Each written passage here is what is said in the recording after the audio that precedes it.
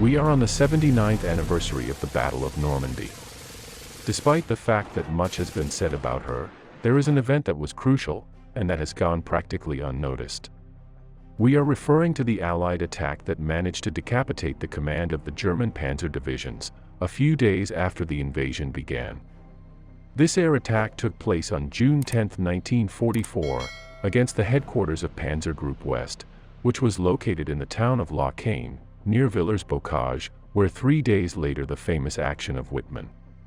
This headquarters was in charge of directing and coordinating the actions of the Panzer Divisions on the Western Front, and after being put out of service, the Germans lost the opportunity to launch the great armored counterattack that would throw the Allies back into the sea. But how was this possible? How did the Allies manage to locate the headquarters of Panzer Group West? What kind of airstrike did they launch against him? And finally, what was the real impact it had on the evolution of the fighting in Normandy? Well, all this is what we are going to see next. In the first place, and as we have already analyzed in other programs, one of the biggest fears that the Allies had when they were planning the landing in France was how to defend against the great German armored counterattack, which the Germans would launch as fast as they could. This and no other was the true key point of the entire operation, since the action of crossing the coastal defenses was relatively simple. However, consolidating a large beachhead after repulsing the continuous German counterattacks was much more difficult because the Allies would have very little equipment during the first days. In any case, luckily for them, the German Panzer Divisions were quite spread out, and only the 21st Panzer Division was able to counterattack on the first day of the invasion.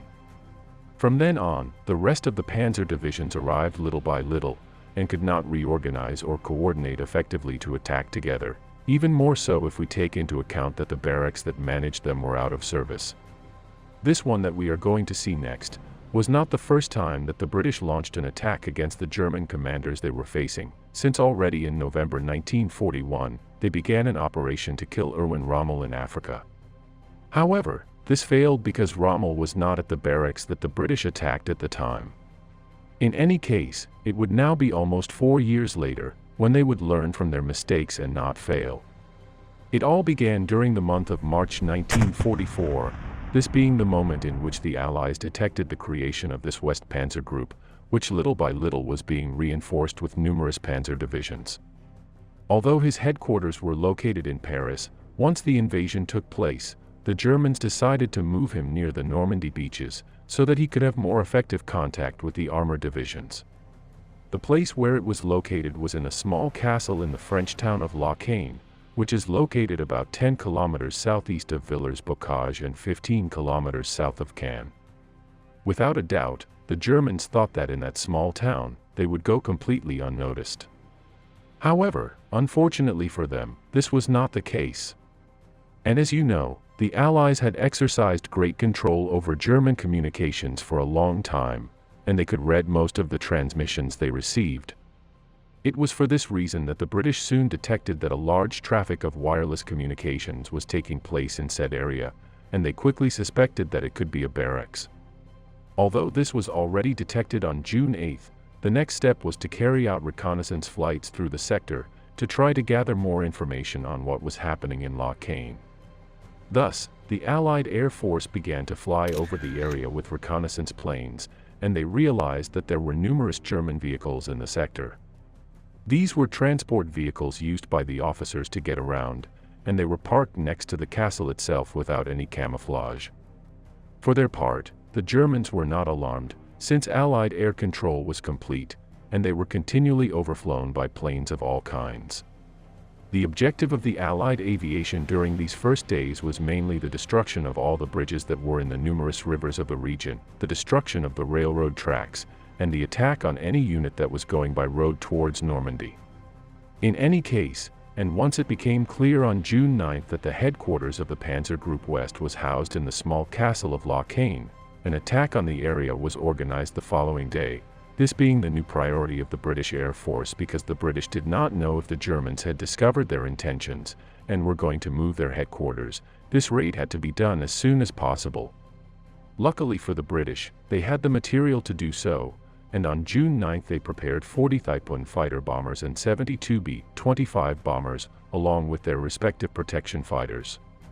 Thus, everything was prepared so that this air force of more than 150 planes of all kinds completely devastated the German headquarters on June 10. This attack on the German headquarters had been prepared to launch on the morning of June 10, although due to the fact that it was quite cloudy that day, the start was delayed. Finally, after numerous delays, it was estimated that by sunset on June 10 there was already good vision, and the British planes took off around 8 in the afternoon. The attack was to consist of 2 waves, which would attack the castle of Caine and its surroundings within half an hour of each other. In this way, greater effectiveness would be achieved, since the first wave of planes would try to cause as much damage as possible, and the second wave would finish off what was still standing. So, as the British planes headed for Caine, the German officers of Panzer Group West were beginning to dine in the castle dining room. Among them, we have to highlight General Helmut de Wands, who was Chief of Staff, and General von Schweppenberg, who was the commander of the Panzer Group.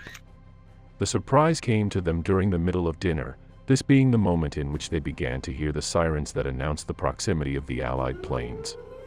They quickly left the dining room to see what was happening outside, and saw the large formation of British planes in the sky.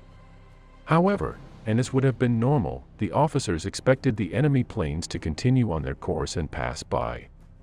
Little by little, and seeing that they did not deviate, the Germans realized that they were the true target and tried to take cover just seconds before the bombs began to fall.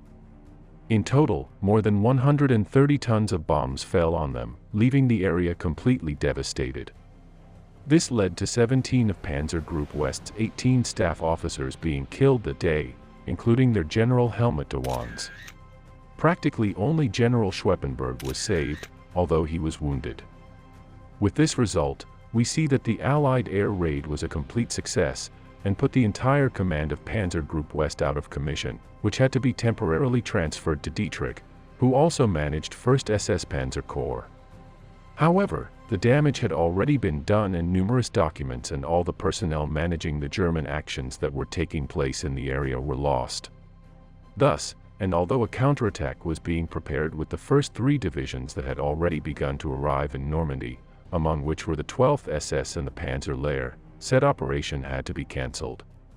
As we can see, this attack on the West Panzer Group headquarters completely dismantled the German command, and made the control and management of these units even more complicated than it already was. And it is that although in most cases what is narrated is the battle, it is very important to know all these logistical aspects and control and command, which, after all, are the ones that coordinate and articulate everything. Lastly, and before concluding the program, we have to indicate that this was not the only attack on a German barracks in Normandy, which ended with the lives of its commanders. Just 4 days later, on June 14th, a naval artillery attack shot at the headquarters of the 12th Waffen-SS Division, located in the outskirts of Caine, and also killed its general named Fritz Witt. Well, what do you think of these events? Do you think they are more merit of the Allies, or rather because of tremendous German mistakes? I leave you here the photo of the tomb of General de Wands that I was able to visit precisely the other day in the Lochham Cemetery, which if you come to Normandy I recommend you go. I also leave you in the description the program that we did recently about the only armored counterattack that took place on June 6th, this being that of the 21st Panzer Division. Thank you all for being part of this community, and especially the sponsors who make this possible. Subscribe and share this program if you liked it, and we'll see each other here as always, next Thursday and Sunday. See you soon.